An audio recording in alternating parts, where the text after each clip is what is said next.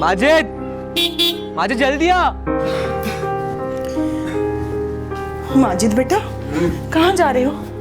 College जा रहे हैं मम्मी। लेकिन तुम्हारी तबीयत तो ठीक नहीं है ना बेटा? लेकिन अमन जिद कर रहा है, जाना पड़ेगा। तुमने कुछ खाया भी नहीं बेटा? माजिद, माजिद बेटा।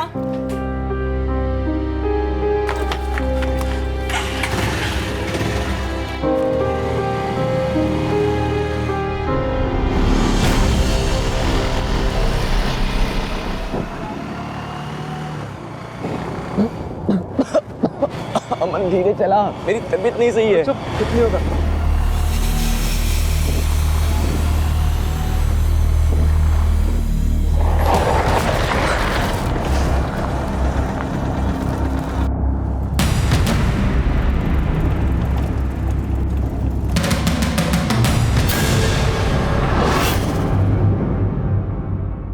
बोल,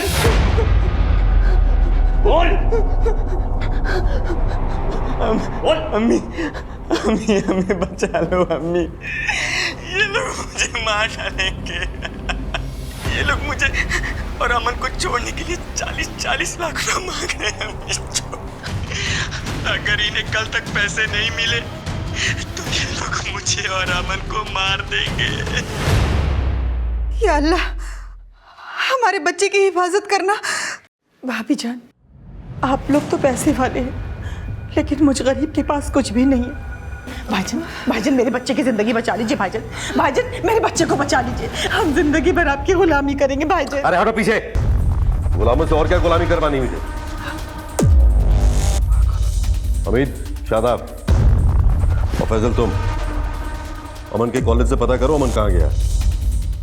जरीन के अब्बू से भी मिलो, शायद जरीन को पता हो अमन कहाँ है। जाओ जल्दी। आप क्या सोच रहे हैं जी? अमन अगवा नहीं हुआ?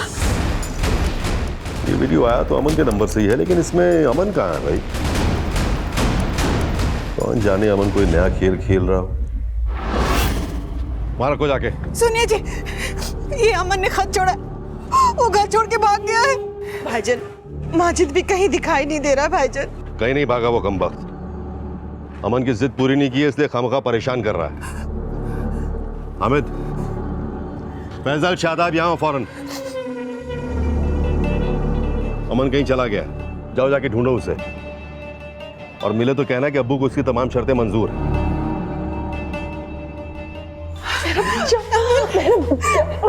क्यों बरखुरदार, कहाँ थे अब तक? बहुत नाम रोशन कर रहे हैं आप। आपकी मांगे पूरी करते करते कहीं एक दिन बिक ना जाए हम। बकरीद में टाइम है अभी अब्बू, अभी बोली नहीं लगेगी आपकी। बदतमीज, अपने अब्बू को कोई बकरा कहता है? अमन ने मुझे बकरा ही समझ लिया है शाजिया। इस बार भी मुझे हलाल करने के लिए ही ये सब कर रहा है वो।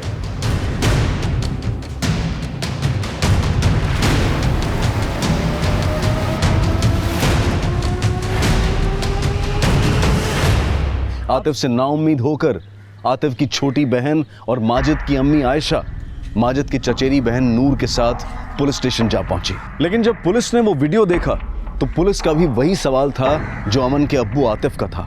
ये वीडियो तो अमन के मोबाइल से लिया गया है, जिसमें माजिद ये कह रहा है कि अमन को भी किडनैप किया है, लेकिन इस वीडियो में अमन कहीं दिखाई नहीं दे रहा है। साहब, माजिद जिस हाल में वो ही नहीं देखी जा रही है, लेकिन भाईजान इस बात को मानने के लिए तैयार ही नहीं है। ये भाईजान कौन?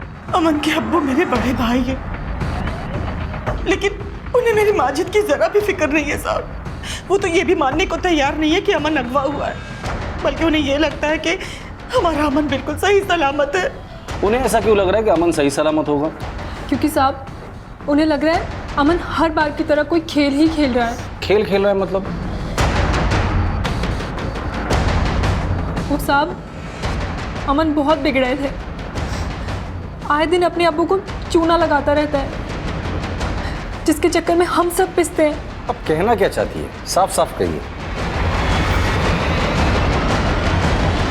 अब्बू, अमन और माजिद दोनों कॉलेज नहीं पहुंचे। अय्यूब और उसकी बेटी से पता किया? उनको कुछ भी मालूम नहीं है। अब्बू, ये अमन का खेल नहीं, ये किडनैपिंग का मामला लग रहा है। अपने बेटे की रग रग से वाकिफ हूं मैं। ये सब अमन का ही खेल है। लेकिन अगर ये खेल है तो इसका मतलब ये है कि माजिद भी इस खेल में शामिल है। लेकिन अगर ये खेल होता साहब तो मेरे माजिद के जख्म असली सही, पर वो जख्म अमन ने दिया या किसी और ने, इसका पता तो हम लगा ही लेंगे। उन दोनों को आखिरी बार कब देखा था? आज सुबह में साहब माजिद की तबीयत ठीक नहीं थी, बल्कि आज तो उसका कॉलेज जाने का दिल भी नहीं था। तो अमन जबरदस्ती अपने साथ माजिद को लेकर गया और 4 घंटे के बाद अमन के मोबाइल से ये वीडियो आपको मिला। जी साहब। अगर ये कोई खेल नहीं और वाकई में किडनैपिंग है तो वक्त बहुत कम है हमारे पास। मोहलत कल तक की दी गई है।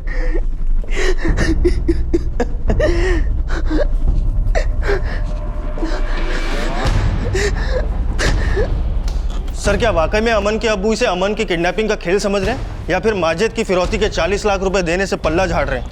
ये वीडियो माजिद के अम्मी को आया था। पता करो अमन के अब्बू को ऐसा कोई वीडियो या कॉल आया था या नहीं। Okay sir.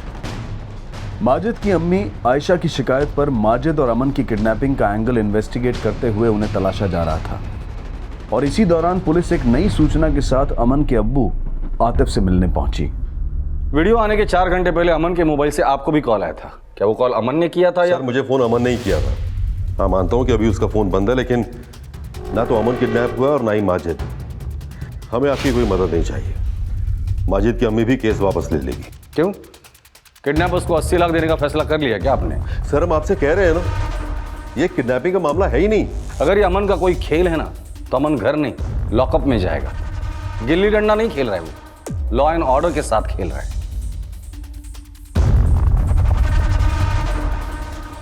सर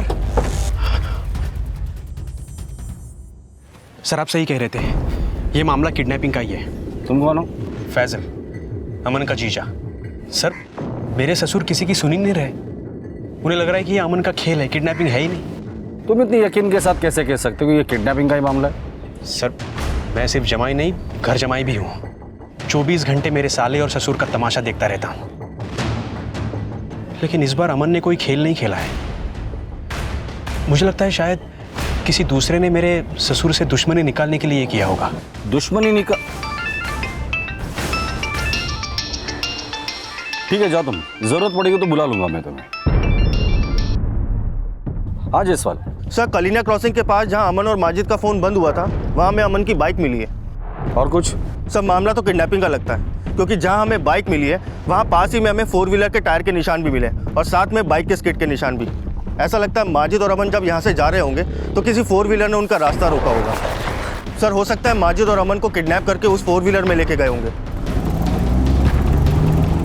लेकिन जयसवाल, अगर अमन और माजिद को किडनैप किया गया है तो माजिद की अम्मी को जो वीडियो आया था उसमें सिर्फ माजिद क्यों है, अमन क्यों नहीं है?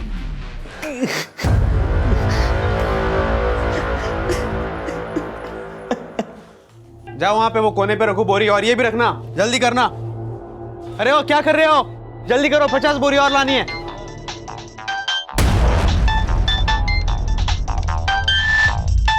सर, थोड़ी देर पहले अमन का फोन कटरा बाजार में ऑन हुआ। उसके फोन से फैजल शेख को फोन गया। फैजल शेख? ये तो अमन का जीजा है। अमन के नंबर से उसे क्यों कॉल गया? अब्बू, अमन का कॉल। हेलो।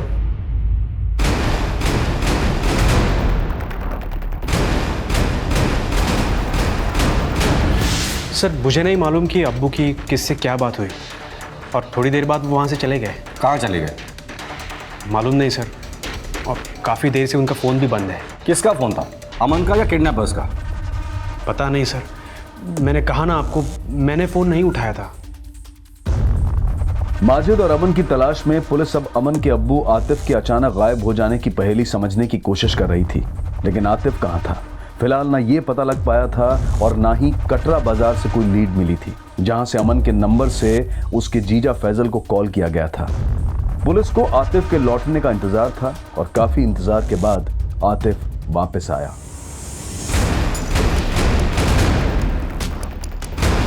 ठीक सर, अमन का बाप वापस आ गया, लेकिन ना तो उसके साथ अमन है और ना ही माजिद।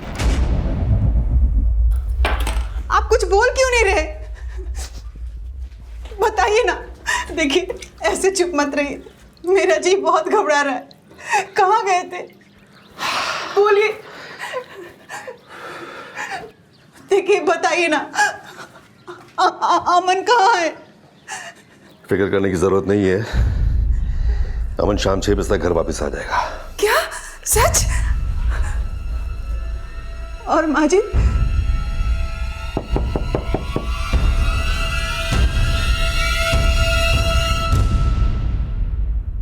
इस बार पुलिस ने आतिफ से पूछताछ की तो उसने पुलिस को कोई भी साफ जवाब नहीं दिया और पुलिस की किडनैपिंग की थ्योरी में यह संभावना भी बची रही कि कहीं यह खेल अमन का तो नहीं था और अमन को बचाने के लिए आतिफ कुछ छिपा रहा था। लेकिन आतिफ ने अमन की अम्मी शाजिया को दिलासा दिया था कि अमन वापस आएगा।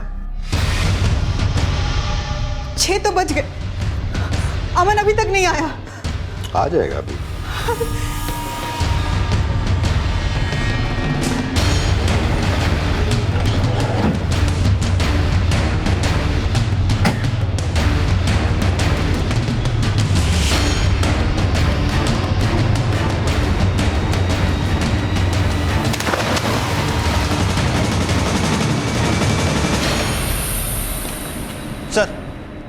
सर वजीरगंज पुलिस स्टेशन से कॉल आया था। उनका कहना है उनके इलाके में एक जवान लड़के की लाश मिली है। सर लाश बहुत बुरी हालत में मिली थी, इसलिए उसकी पहचान कर पाना मुश्किल है। आप जिस नंबर को डायल कर रहे हैं वो इस समय स्विच्ड ऑफ है। आपने तो कहा था कि अमन 6 बजे तक आ जाएगा, लेकिन अमन अभी तक नहीं आया। कुछ बोलिए ना, कहाँ है अमन? अबू अबू, पुलिस को वजीरगंज में एक बॉडी मिली है और मस्जिद की अम्मी को शिनाख्त के लिए बुलाया है। या अल्लाह,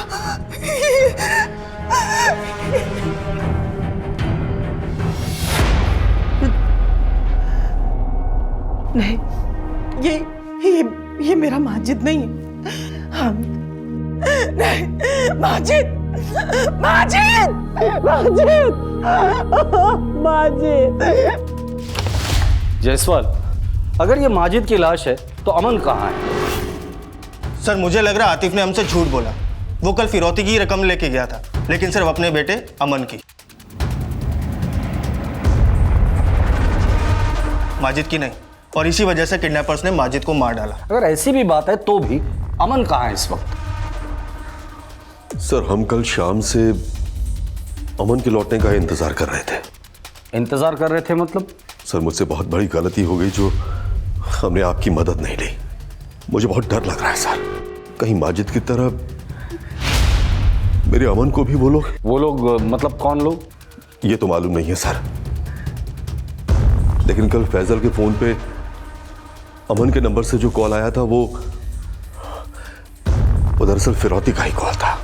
हेलो, अगर अमन और माजिद की सलामती चाहते हो तो आज 80 लाख मिल जाने चाहिए।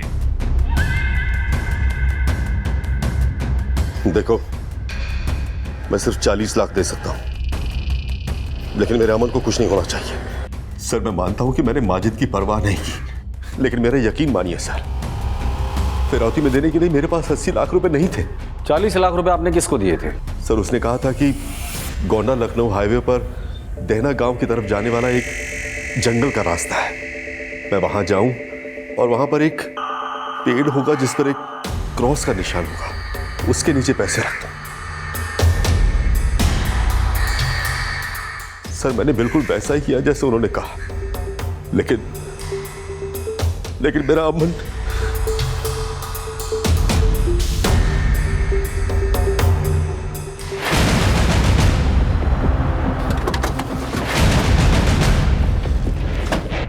यही वो पेड़ है जिसके पीछे मैंने वो बैग रखा। क्या ये वही बैग है? हाँ सर बैग तो यही है, लेकिन वो लोग ये बैग लेकर क्यों नहीं गए? जायसवाल सर खोलो इसे। Okay sir.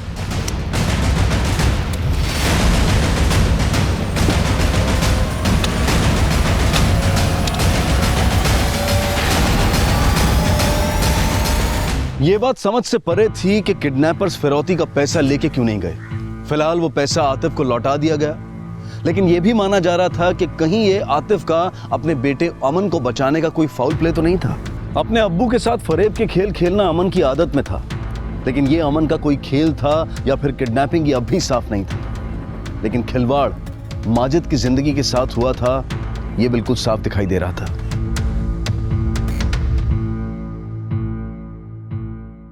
अम्मी, अम्मी, ईद मुबारक हो। तुम्हें भी ईद मुबारक हो। और दिन में कितनी बार ईद मुबारक कहेगा? अरे अम्मी, असल ईद मुबारक तो अब हुई है। अच्छा, ये देखो, ये क्या है? हमने सरकारी नौकरी के लिए इम्तिहान दिया था और मुझे नौकरी मिल गई अम्मी। अब आपको मामू के सामने हाथ फैलाने की कोई जरूरत नहीं है। हमें नौकरी के साथ साथ सरकार की तरफ से एक छोटा सा कमरा भी मिलेगा। अब हम वहीं रहेंगे अम्मी।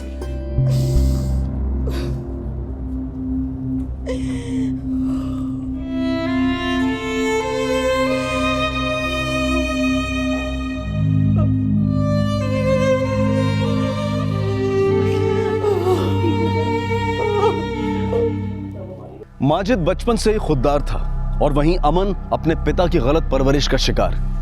लेकिन अमन कहां गायब था, इसका कोई भी सिरा जुड़ता हुआ नजर नहीं आ रहा था। और इसी दौरान यूपी की सीतापुर पुलिस को एक अहम सूचना मिली, जिसका कनेक्शन गोंडा से गायब हुए माजिद और अमन से जुड़ा था। साहब, ये मेरे चाचा का घर है। वो लोग सालों से इंदौर में रह रहे हैं। मैं यहाँ साफ सफाई करने आया तो घर खुला हुआ देखा और अंदर ये सब।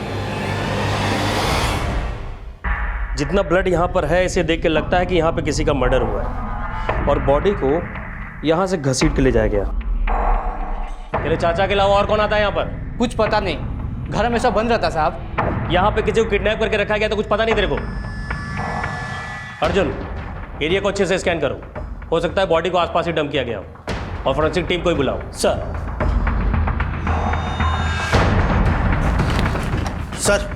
माजिद की पोस्टमार्टम रिपोर्ट। सर, इस रिपोर्ट के हिसाब से माजिद की हत्या चाकू घोंप के की गई थी। सर, माजिद की हत्या उसी दौरान हुई थी जिस दौरान अमन के फ़ोन से अमन के जीजा को कॉल गया था। सर, माजिद की बॉडी में ट्रेस भी मिले। हो सकता है किडनैपर्स ने माजिद को देकर किडनैप करके रखा हो। अगर माजिद को किडनैप किया गया था तो अमन कहाँ है? गोंडा पुलिस अब यह मान रही थी कि शायद माजिद की तरह अमन का भी मर्डर हो चुका है। लेकिन इस सब के पीछे किसका क्या मकसद था, ये पता करने के लिए माजिद और अमन के कॉलेज फ्रेंड्स, रिश्तेदारों से लेकर आतिफ के बिजनेस से जुड़े लोगों से पूछताछ की जा रही थी। वहीं पोस्टमार्टम रिपोर्ट आने के बाद माजिद का शव अंतिम संस्कार के लिए भेज दिया गया। सर, मैंने माजिद और अमन के बारे में उनके कॉलेज फ्रेंड से पूछताछ की तो पता चला कि अमन की कॉलेज में दादागिरी चलती थी। उस स्टूडेंट्स में भी उसका काफी खौफ था, लेकिन माजिद के बारे में सबने अच्छी बातें ही बताई। सर, आतिफ के बिजनेस से जुड़े लोग आतिफ से काफ़ी डरते हैं। आतिफ इतना पावरफुल है कि उसके सामने किसी के खड़े होने की हिम्मत नहीं है, क्योंकि आतिफ से सभी कमज़ोर हैं। सर, आतिफ के रिश्तेदार, वो भी आतिफ के एहसानों पे ही पल रहे थे। जैसे माजिद का चाचा शादाब, सर वो 30 साल से आतिफ के यहाँ नौकरी कर रहा था और उसका बेटा हामिद, वो भी 9 साल से वहीं नौकरी कर रहा था। सर, उनके अलावा आतिफ ने अपने दूर के और पास के कई रिश्तेदारों को नौकरी पे रखा हुआ है। तो क्या उनमें से कोई एहसान फरामोश है जिसका अमन के गायब होने से या माजिद के मर्डर से फायदा हो सकता है? सर, माजिद के मरने से तो किसी को कोई फायदा होगा नहीं, लेकिन हाँ, अमन के मरने के बाद इसकी बहन शाहना और इसके जीजा फैजल, इन दोनों को बहुत फायदा होगा। क्योंकि सर, अमन के मरने के बाद आतिफ की सारी प्रॉपर्टी के असली हकदार उसकी बेटी शाहना और दामाद फैजल ही होंगे। और किडनैपर ने भी अमन के मोबाइल से फैजल को ही फोन किया था और फैजल ने भी किसी का नाम लिए बगैर किसी दूसरे पर शक जताया था। मुझे लगता है शायद किसी दूसरे ने मेरे ससुर से दुश्मनी निकालने के लिए ये किया होगा। चलो मान लेते ये सब कुछ फैजल ने किया होगा, लेकिन अमन की बहन शाहना, क्या वो उसका साथ देगी? माजिद, मेरे भाभी जान, माजिद, मेरा माजिद को ना। अब इस केस में माजिद और अमन के घर वालों की बुरी नीयत टटोली जा रही थी, जिसमें उंगली सबसे पहले अमन के जीजा फैसल पर उठी। सर, ये क्या कह रहे हैं आप? जो कह रहा हूं वो साफ साफ कह रहा हूं, सबके सामने कह रहा हूं। अब तू ही सच बता दे। देखो सर, मैं इंजीनियर हूँ, अच्छा खासा कमा रहा था। शाहना ने मुझे कहा कि अपने अब्बू का बिजनेस संभालना है, इसलिए मैं यहाँ पे आ गया। मैं घर जमाई भी शाहना की मर्जी से बना, इसलिए नहीं बना कि मुझे अब्बू की जायदाद का लालच था। और सच बात तो यह है, मुझसे ज्यादा मेरी बीवी अमन से चिढ़ती थी और वजह सिर्फ एक ही है, हामिद। फैसल, तू कहना क्या चाहता है? ये मुझसे नहीं अब्बू, शाहना से पूछो।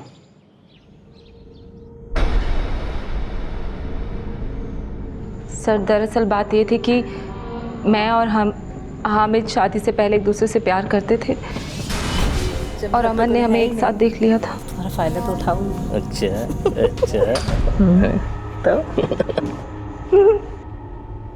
हामिद साले क्या कर रहे हैं? अमन ने मुझे हामिद से दूर रहने के लिए कहा और हमने उसकी बात ये मान भी ली, लेकिन हमने उससे रिक्वेस्ट की कि ये बात वो अम्मी अब्बू को ना बताए। इस अफेयर के बारे में तुम्हारे शौहर को कैसे पता चला? सर हमने ही बताया था।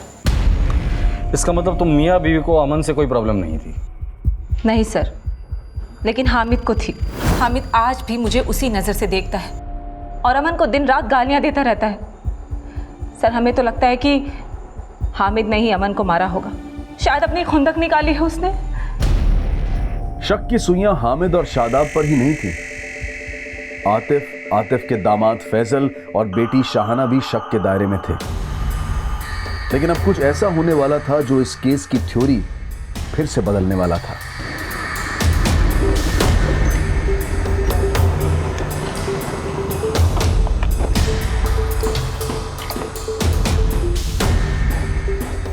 एक सिगरेट का पैकेट देना।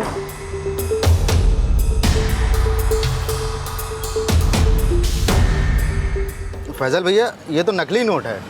नकली है? चलो।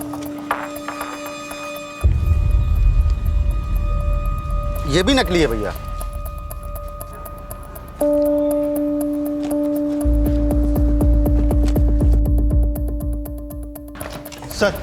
सर हामिद और शादाब के खिलाफ तो कुछ खास नहीं मिला, लेकिन इतना ज़रूर पता चला है कि अमन का नंबर जिस IMEI नंबर पे एक्टिव था वो फ़ोन ड्यूल सिम था, और सर उसके दूसरे IMEI नंबर पर उसका दूसरा नंबर भी एक्टिव था। सर मैंने उस नंबर के कॉल रिकॉर्ड मंगवा लिए। सर अमन की बहन का फ़ोन आया था। देना रोड के पास वाले जंगल में जो फिरौती वाले नोट मिले वो सब नकली हैं, जबकि आतिफ असली नोट लेके गया था।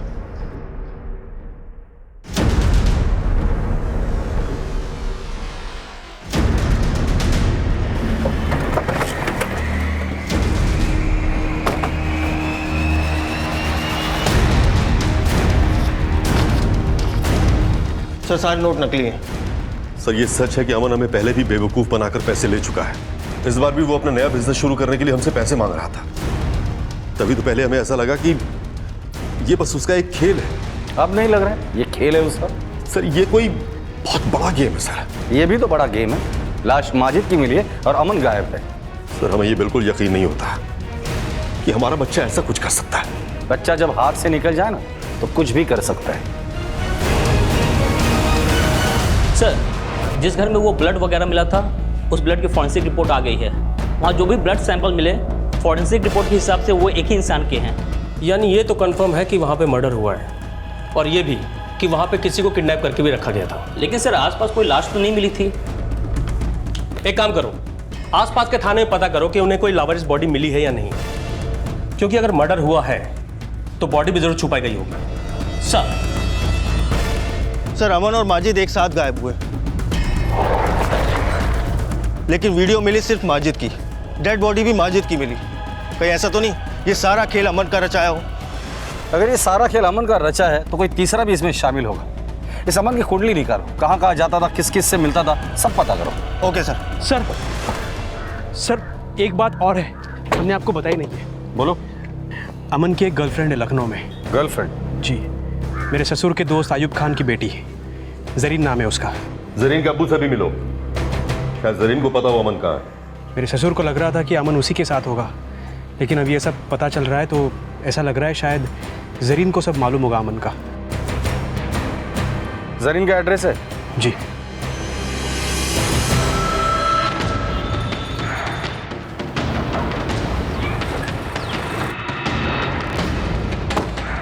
सर मैं ही आयूब हूँ और ये मेरी बेटी जरीन। माजिद को तो आप जानते ही होंगे, अमन के बुआ का लड़का। माजिद का मर्डर हुआ है और उसी सिलसिले में हम लोग यहाँ आए। क्या माजिद का मर्डर? हमें शक है कि माजिद का मर्डर करके अमन गायब हो गया है और शायद आप लोगों ने अमन को पनाह दे रखी है। सर आप क्या कह रहे हैं? ऐसा कुछ भी नहीं है। हमें तो ये भी नहीं पता कि अमन गायब है।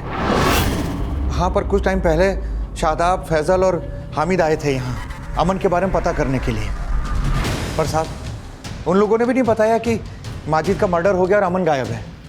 जरीन, तुम तो अमन की अच्छी दोस्त हो, इतने दिनों से अमन का फ़ोन बंद है, जानने की कोशिश नहीं की उसका फ़ोन बंद क्यों है? सर, ना ही अमन ने हमें कांटेक्ट किया और ना ही हमने अमन को कांटेक्ट करने की कोशिश की। सर, ज़रूर आप लोगों को कोई गलतफहमी हो रही है। हमने और अब्बू ने उसे पनाह नहीं दे रखी है।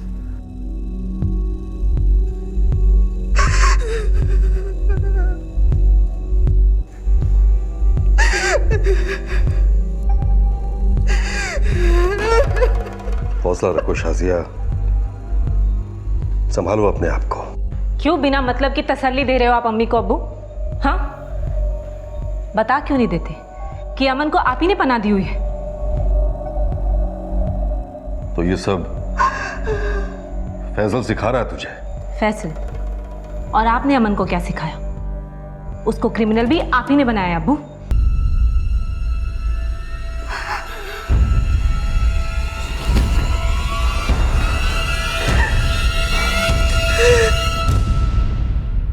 सर, अमन के दूसरे नंबर के कॉल रिकॉर्ड से पता चला है कि जरीन पहले उसके दूसरे नंबर पे कॉल किया करती थी। हो सकता है जरीन अभी भी उसके कांटेक्ट में हो। त्रिपाठी, जरीन और उसके अब्बू दोनों पे नजर रखो। एक तरफ जरीन और उसके अब्बू पर नजर रखी जा रही थी, वहीं पुलिस इन्फॉर्मर्स के जरिए उन 40 लाख के नकली नोट बदलने वालों के सिरे भी ढूंढे जा रहे थे।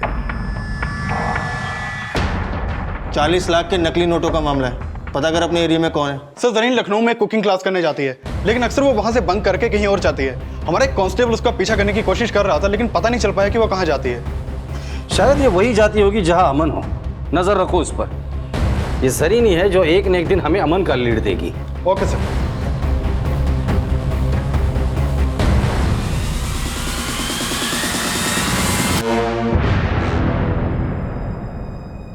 पीछा कर रही हो हमारा? सर, आप लोगों को गलत फहमी हो रही है। हमें नहीं पता कि अमन कहाँ है और हम तो खुद ही उसे पीछे छुड़ाना चाहते हैं। अमन के अब्बू हमारे अब्बू के बहुत अच्छे दोस्त हैं। वही चाहते थे कि हमारी सगाई हो। वो अब्बू के एब्सेंस में कभी भी घर आ जाता है। तुम? हाँ मैम। चले जाओ, नहीं तो क्या? तुम प्यार नहीं करते मुझसे? हाँ, नहीं करते। यानी हमारे अब्बू ने तुम्हें क्या खूबी देखी जो? तो अमन तुम्हें पसंद नहीं था, इसलिए सबसे पहले उसे गायब किया और फिर मरवा दिया। क्या? मरवा दिया? अमन मर गया? हाँ, माजिद के साथ साथ अमन भी मर चुका है। उठाकर लेकर आओ इस जरीन को, सीधे सीधे पूछते हैं माजरा क्या है।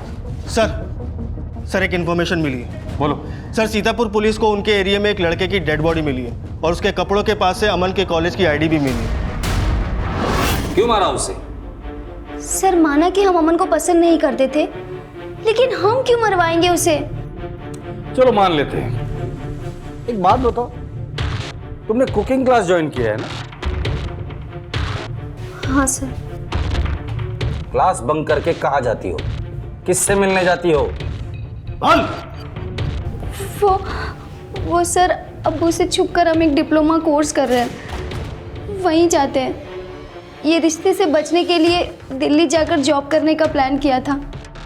सर प्लीज़ हमारा यकीन कीजिए, हमने ये सब नहीं किया है।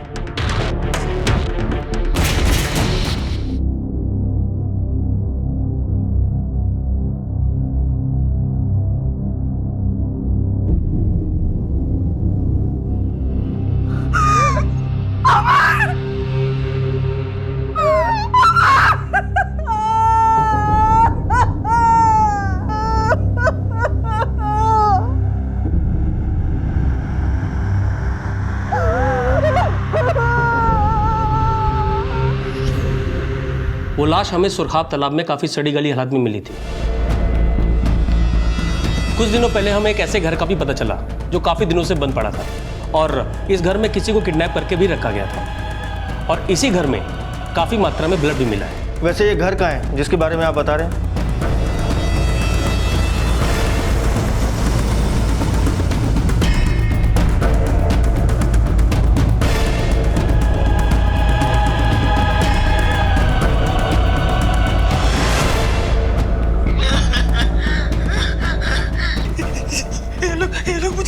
डालेंगे अम्मी, ये लोग मुझे मार डालेंगे।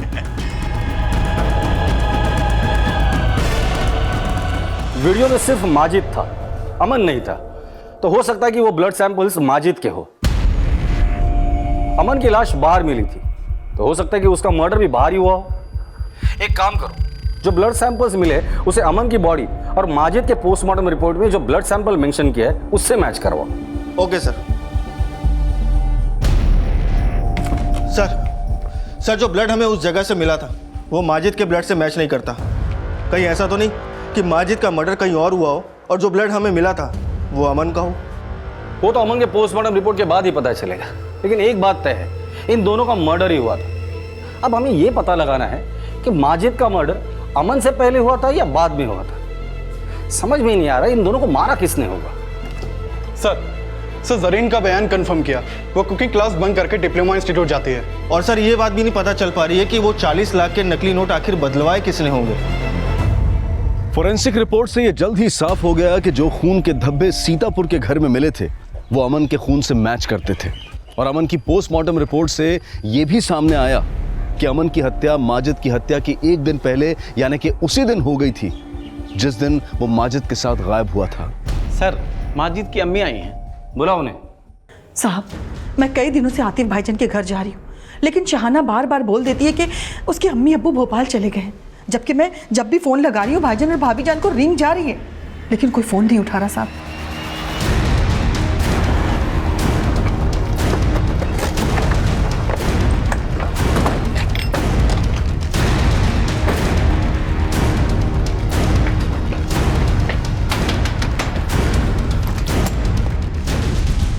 तुम्हारे सास ससुर कहाँ है?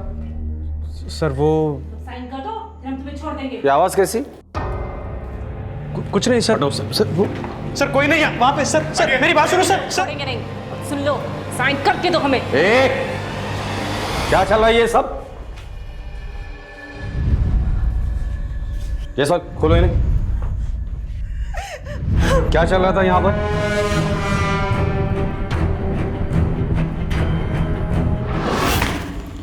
प्रॉपर्टी के कागजात है, इसके ऊपर दस्तखत कर दीजिए।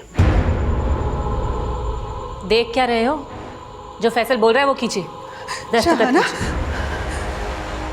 अपने अब्बू से ऐसे बात करते हैं?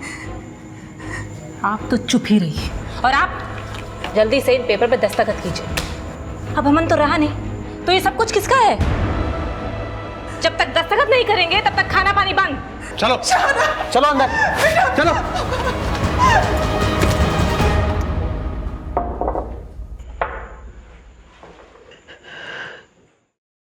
मैं अपना किया हुआ ही भुगत रहा हूं।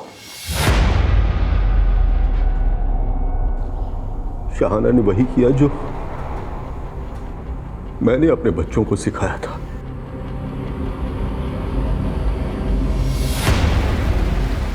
मुझे किसी के खिलाफ कोई शिकायत दर्ज नहीं करनी है सर। आपको भले ही शिकायत दर्ज नहीं करनी हो, लेकिन माजिद और अमन का मर्डर केस अभी तक सॉल्व नहीं हुआ है, जो हम करके ही रहेंगे। ले चलो इन्हें।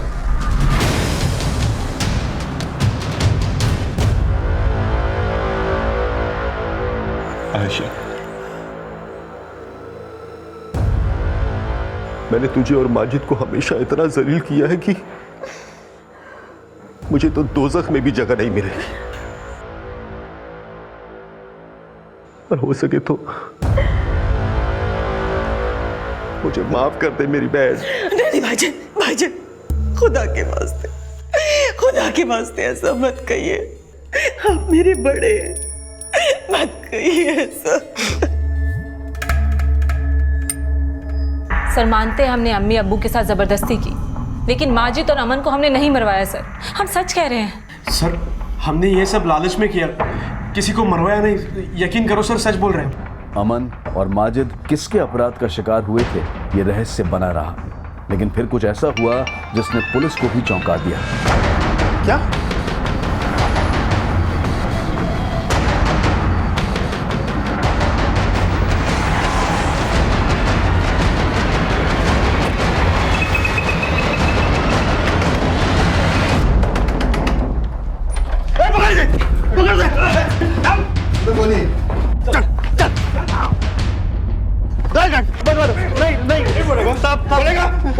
जायसवाल। बोलता हूँ सब सब सच सच बोलता हूँ। सच सच ही बता रहा। साहब माजिद बेगुनाह था, उसने ना अमन का मर्डर किया था और ना ही कोई फरेब। हम तो अमन को किडनैप करना चाहते थे, लेकिन माजिद भी साथ में था, इसलिए उसे भी।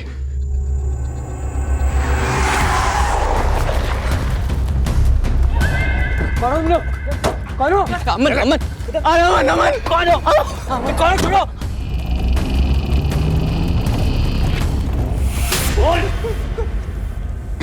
अम्मी अम्मी हमें बचा लो। माजिद का वीडियो बनाने के बाद हमने अमन का मर्डर किया। प्लान अगर अमन को मारने का था तो माजिद के किडनैपिंग का वीडियो क्यों बनाया था? साहब वो साहब, अरे साहब उसने कुछ नहीं किया साहब। अमन ने जीना हराम कर दिया था हमारा, और उसको शादी उसके बाप ने। अमन जब 12 साल का था ना साहब, तो हमारे अब्बू ने यूं ही उसे समझाने के लिए कुछ कहा, तो उस अमन के बाप ने। आयशा पीछे। और तू शादाब, एक बात हमेशा याद रखना, सिर्फ मैं नहीं, अमन भी तुम लोगों का मालिक है। वो नासूर बन चुका था, 7 साल तक उसके ताने सुनता रहा साहब। वो मुझे रोज जलील करता था, मैं सब सहता रहा। लेकिन एक दिन उसने सारी हदें पार कर दी साहब। नहीं अमन भाई, नहीं अमन भाई, अमन भाई नहीं सर, नहीं भाई, नहीं। चिल्ला किस पर है तू? हाँ? तू क्या, तेरी बीवी बच्चे सब मेरे अब्बू के गुलाम है। अगर मेरा मन करेगा ना तो उनके साथ भी वही करूंगा जो मैं तेरे साथ कर रहा हूं, समझा? अमन अमन क्या कर रहा है? पागल हो गया क्या तू? अमन छोड़ दे। पागल हो गया अमन? हाथ कैसा लगाया मेरे को? अमन देख, दूर है मुझसे, बोल रहा हूं मैं। अमन मैं जो इसके साथ कर रहा हूं ना तेरे साथ भी करूंगा। अमन अमन ये सब क्या हो रहा है? और ये कपड़े क्यों उतार रहे हो तुम? दिख नहीं रहा क्या कर रहा हूँ? और फूफी, ये ज़बान नीचे रखना, एकदम अंदर। अगर अब्बू को कुछ भी बोला ना तो जो ये इसके साथ कर रहा हूँ ना वही तेरे इस बेटे के साथ भी करूँगा, समझी? चल निकल, निकलो दोनों यहाँ से, निकल, चल निकल, निकल।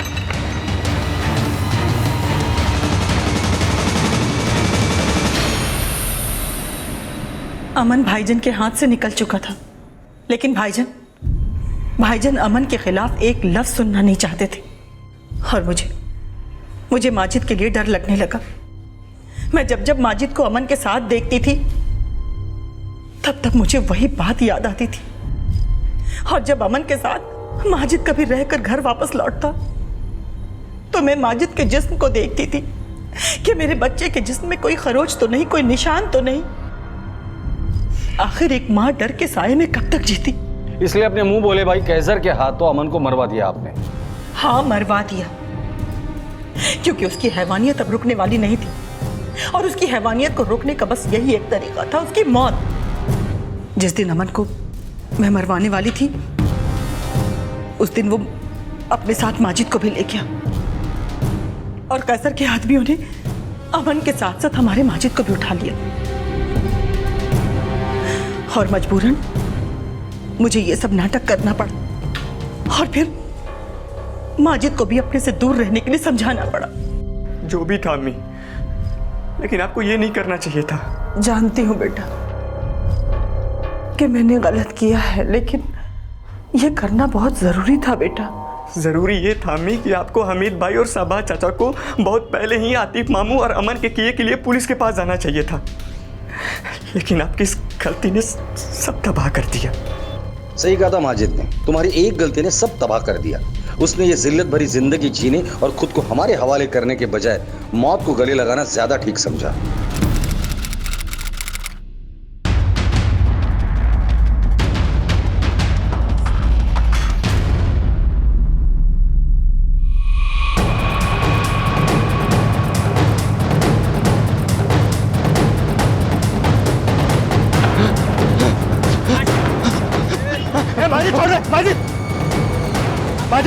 क्या नीचे क्या दे रहे माजिद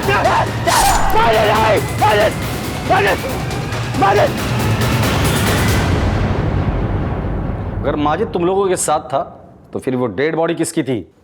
हमने एक एडिक्ट लड़के को मारा था।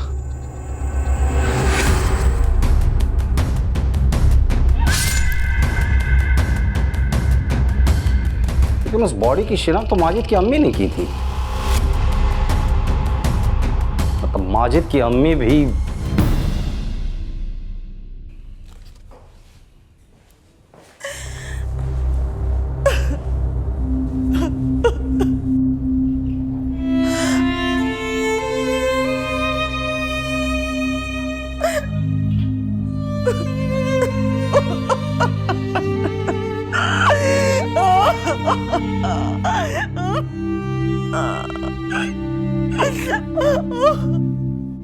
बुरे के साथ बुरा करने का नतीजा बुरा ही होता है। जुल्म करने वाला लाख बुरा हो, लेकिन अगर जुल्म सहने वाला आवाज नहीं उठाता है तो उसकी चुप्पी का जहर बदले की भावना बनकर ही जन्म लेता है। अब मैं अनूप सोनी आपसे विदा लेता हूं। फिर मुलाकात होगी अगले एपिसोड में एक और चौंका देने वाले केस के साथ। तब तक अपना और अपने परिवार का ख्याल रखें और देखते रहें क्राइम पेट्रोल डायल 100। सबक एक को सीख हम सबको। जय हिंद।